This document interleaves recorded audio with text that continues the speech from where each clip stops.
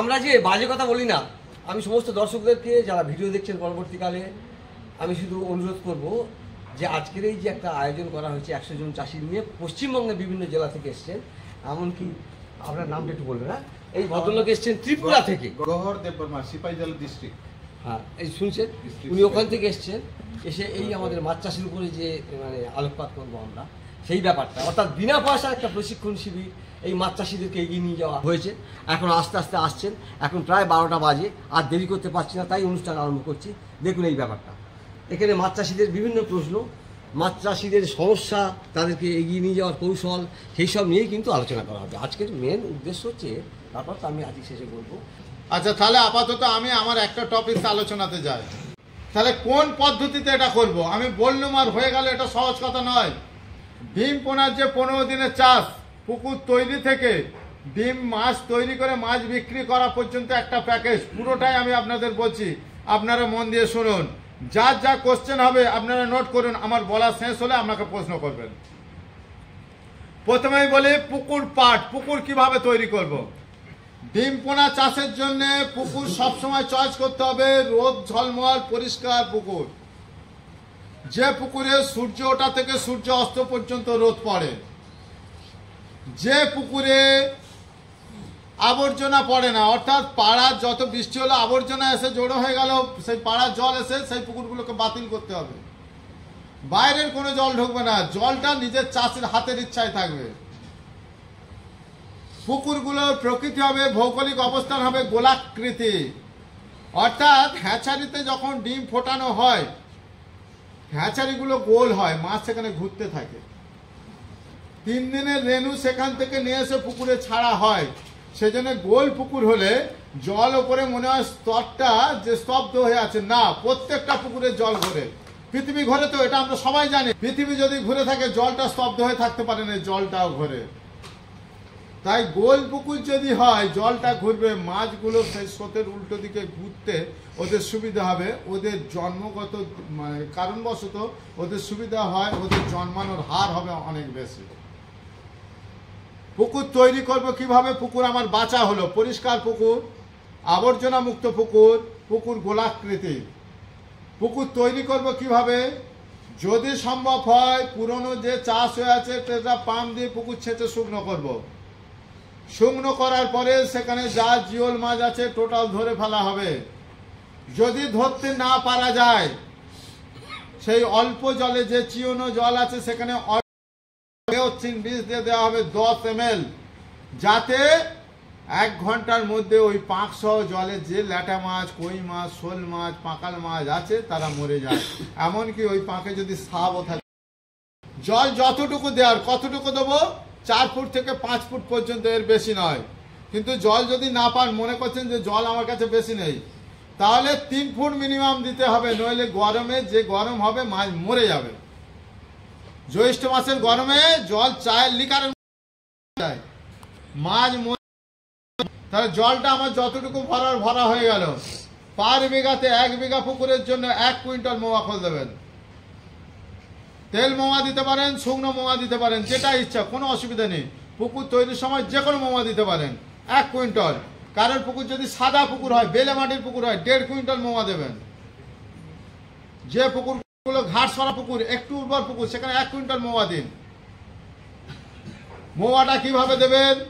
মোয়াটা নিয়ে এসে 2টো বস্তাতে ভাগ করে ভিজিয়ে দিন, 3টে বস্তাতে ভাগ করে ভিজিয়ে দিন।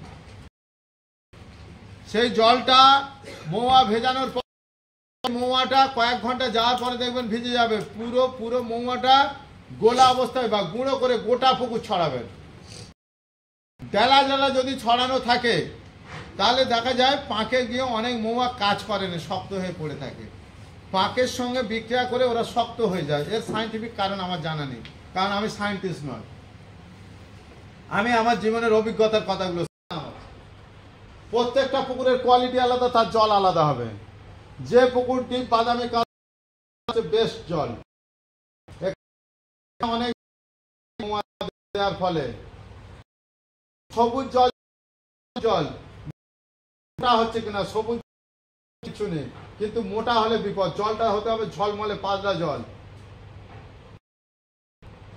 যে পুকুরগুলো দেখা যাচ্ছে কোনো বর্ণ আসছে না, লক্ষ্য করে দেখবেন সূক্ষ্ম সুজি পোকা জন্মে ঢিপি হয়ে গেছে, অর্থাৎ জলের খাবারটা খেয়ে নেয় ওরা ড্রিঙ্কিং ওয়াটারের মতো পরিষ্কার স্বচ্ছ জল করে দিচ্ছে। ওই পুকুরটাতে ওই পোকাটা মেরে দিলেই জলের কালার আসে। ওই সময় প্রথমের দিকে যখন ডিম ফেলবেন শিলাবৃষ্টির একটা প্রবণতা থাকে, কালবৈশাখী শিলাবৃষ্টি যদি হয় কোনো টেকনোলজি পারবে না ডিমকে বাঁচাতে, মরে যাবে।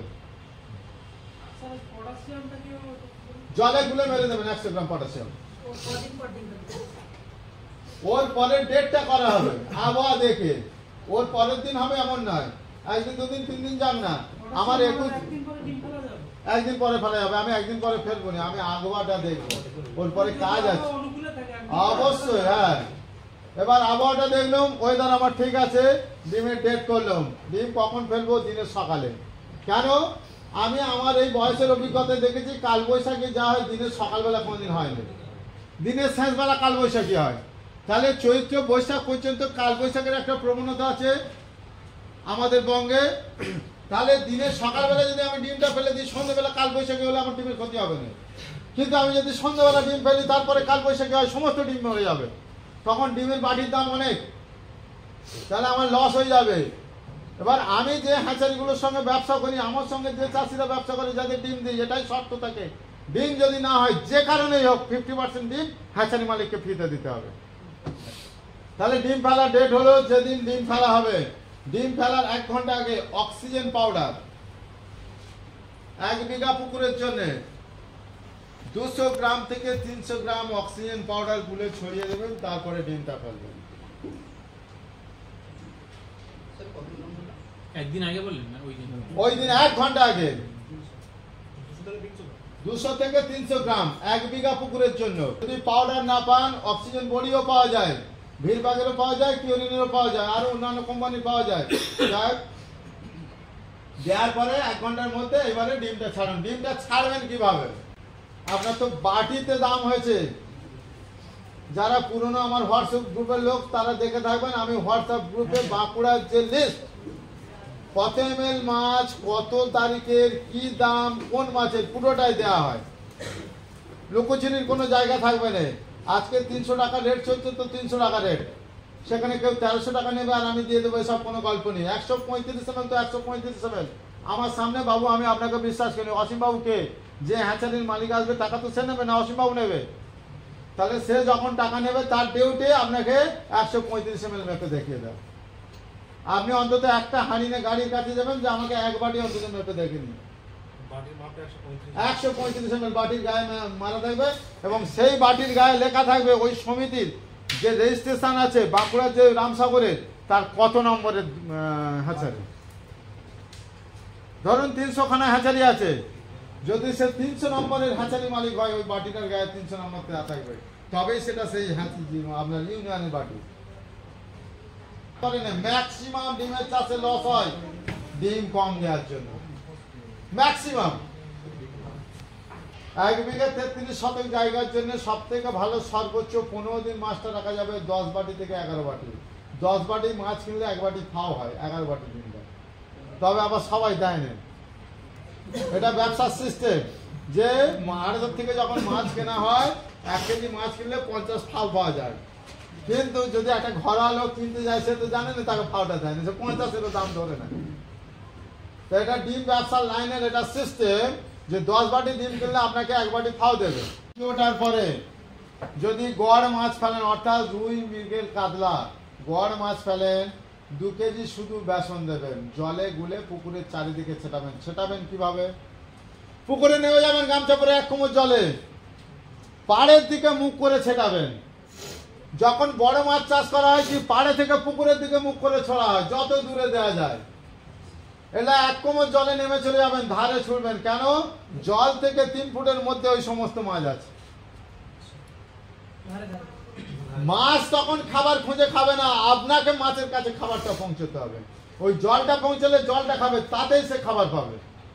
যদি শুধু রুই মাছ ফেলেন তাহলে 10 বাটি ডিমের জন্য 2 কেজি বেসন সঙ্গে 10 খানা ডিম কাঁচা গুলে টোটাল শরবত বানিয়ে জল করে দেবেন, ছড়ানোর সিস্টেম এক। মানে কুসুম সমেত। হ্যাঁ, কুসুম সমেত। হ্যাঁ জলে গুলে একদম শরবত বানিয়ে দেবেন। শুধু রুই কাতলা দিলে যেতে চলে যাবে, বেসনে চলে যাবে না। যদি সিলভার দেন, বাটা দেন, তাহলে দেবেন শুধুমাত্র ময়দা। এই সিস্টেম চলবে 5 দিন। 2 কেজি সিলভার বা বাটা, এই দুটো মাছ হলে আপনারা শুধু ময়দা দেবেন। বড় মাছ বা রুই মাছ হলে 2 কেজি। 10 বাটি ডিমের জন্য খাবারটা 2 কেজি। শুধু রুই মাছ হলে একমাত্র ডিমটা দেওয়া হচ্ছে না। পুকুরে চলবে না। বাটাকে বাটার মতো ফেলতে হবে, সিলভারকে সিলভারের মতো ফেলতে হবে। হ্যাঁ, রুই কাতলা মৃগেল একই। সিলভার বাটা যদি একসঙ্গে ফেলা হয়, বাটা ছাড়বে না, সিলভার ছাড়বে, আলাদা ফেলতে হবে। এবারে সে যদি মনে করে আমার সামান্য 2 বাটি মাছ চাষের জন্য ফেলবে, এক জায়গায় ফেলে দিই, কিন্তু সেখানে সর্বোচ্চ ফলন পাওয়া যাবে না। আমি যেটা বলছি সর্বশ্রেষ্ঠ পদ্ধতি, সর্বোচ্চ ফলন চাই। তাহলে আমার 5 দিন পর্যন্ত এরকম চললো। 4 দিন খেতে দিলাম আর প্রথম একদিন গেছে। 6 দিনের কাজ হচ্ছে আমার গলন দেওয়া, অর্থাৎ ফাঁস জাল দিয়ে ওই পুকুরে গলন দেবো। 6 দিনের দিন গলন দেবো, অর্থাৎ ফাঁস খাওয়াবো মাছটাকে, তাড়া দেয়া। যদি কেউ মনে করে আমি ছোট পুকুরে মাছ ফেলেছি, জেলের সঙ্গে আমার সম্পর্ক ভালো নেই, আমি নতুন চাষি, জেলে আমার টাকা আসতে চাচ্ছি না, কোনো চিন্তা নেই। গোটা পুকুর একটা বাঁশ নিয়ে ভালো করে ঠেঙাবেন জলটা, বা ভালো করে সাঁতার কাটবেন, মাছটাকে তাড়া দেবেন। যারা এক্সপার্ট ওই গামছায় মাছ পড়লে বলে দেবে ফলন কেমন হয়েছে, কি মাছ হয়েছে। এইবারে ওর পরে ওই দিন থেকে খাবার শুরু হবে। অন্য খাবার, কি খাবার দেওয়া হবে? খুব ভালো হয় যদি বাদাম খোল দিতে পারেন। হ্যাঁ, 6 দিনের দিন থেকে 15 দিন পর্যন্ত বাদাম, হ্যাঁ খাবার দেওয়া যাবে। আমি তো মাছ ধরছি, মাছকে তাড়া দিয়েছি, বেশি করে খাবে। মাছ যেদিন জাল খাইবে, মাছ ধরাবে, মাছ যেদিন বোয়া হবে সেদিন খাবার দেওয়া যাবে না। কেন? তার বডি দরদ হবে। কিন্তু যখন আমি ফার্স্ট জাল খাচ্ছি, বডি দরদ হওয়ার কোনো ব্যাপার নেই, তার খিদে বেশি হবে, মাছ দৌড়চ্ছে। এবারে বাদাম খোল দেবো কত করে? ওই 2 কেজি। হ্যাঁ 2 কেজি, 10 বাটি ডিমের জন্য 2 কেজি। সেটা ভিজে, হ্যাঁ প্রত্যেক দিন 15 দিন পর্যন্ত। 12 দিনের দিনে গিয়ে সকালে সমস্ত খাবার সকালে, কোনদিন বৈকালে খাবার দেওয়ার কোনো গল্প নেই। সকালে ওই দরকার আগের দিন হয়ে যান। বাদাম খোলটা কোনো ফ্যাক্টর নেই, সরষের খোল হলে আগের দিন পচিয়ে দিতে হয়। এইবারে 12 দিনের দিন ঘন যে চর নেট জাল করুন, মাছ ধরুন, দেখুন কি মাছ হয়েছে, কতটা মাছ হয়েছে। ধরার পরে মাছ ছেড়ে দিন, জল মেরে ভালো ওই কাজগুলো করবেন, অন্তত যেন টিমে 2টো এক্সপার্ট ছেলে থাকে। এইবার 15 দিনের দিন নেট করুন, মাছ বিক্রি করুন বা অন্যত্র স্থানান্তরিত করুন। এই 15 দিন পর্যন্ত কার কি প্রশ্ন আছে করুন। না, এবারে 6 দিনের কল থেকে যখন খাবার দেবেন, এবার ধার থেকে ছুড়ে দিন, খেতে দেবেন। শুধু খেতে দেবেন না, যে 15 দিনে মাছ ট্রান্সফার হবে ওর আগের দিন খেতে দেবেন না। 50 কেজি মাছ হবে, 5 কেজি করে মাছ হবে এক বাটিতে। এক বাটি ডিমের যা দাম, মাছের দাম হবে তার 1.5, অর্থাৎ 1 টাকা যদি মাছের ডিমের দাম হয়, মাছের দাম হবে 1.5 টাকা। কিন্তু সেটা এরিয়া অনুযায়ী তো না, আমার এলাকাতে এই রেশিওতে বিক্রি হয়। অনেকক্ষণ ধৈর্য ধরে আপনারা শুনলেন, আমার দর্শকরা যারা দেখছেন তাদেরকেও বলুন, অনেকক্ষণ ধরে শুনলেন। মোটামুটি আমি যে এনেছি ইউটিউবে একে, যে দালাল অনেকে বলছে এরা বাজে কথা বলে, অনেক ভুলভাল বলে, এইসব চাষিদের কাছ থেকে প্রমাণ নিতে পারেন। বা আর কারোর যদি কোনো প্রশ্ন থাকে, আমি নাম্বার দিচ্ছি, এই নাম্বারে আপনারা ফোন করে যোগাযোগ করুন। ঠকবেন না, একটা কথা বলছি, আমি ঠকবেন না। এবং আমি যে এনেছি নিশ্চয়ই আপনারা বুঝতে পারছেন যে না, বাজে লোক কাজ করিনি বাজে লোকের সঙ্গে, আর আমিও আনবো না খারাপ। আমরা তো আমাদের তো যাওয়ার সময় হয়ে না, আর কেন। সুতরাং এইভাবে আপনারা এগিয়ে চলুন। আরও আপনাদের অনেক প্রশ্ন আছে, ব্যক্তিগত প্রশ্ন আছে, সেগুলো প্রশ্ন সব শেষ করবেন, করে তবে এখান থেকে যাবেন। আমি 2টো কথা বলি, যে এখন পর্যন্ত ডিম নিয়ে আমার সঙ্গে ব্যবসা করেছেন, যদি কেউ লস খেয়ে থাকেন, যদি কেউ প্রতারিত হয়ে থাকেন, ভিডিওতে কমেন্ট করুন, আমি তার উত্তর দেব। যাদের ডিম কেটে গেছে তাদের পুনরায় ডিম দিয়েছি, নইলে অর্থনৈতিক তাদেরকে ছাড় দেওয়া হয়েছে। কেউ কিছু পায়নি, আমার সঙ্গে ব্যবসা করে ক্ষতি হয়েছে, এরকম 1% যদি থেকে থাকেন তাহলে ভিডিওতে লিখুন। মোটামুটি সকলকে ধন্যবাদ জানিয়ে শেষ করছি। নমস্কার, সঙ্গে থাকুন, এগিয়ে চলুন।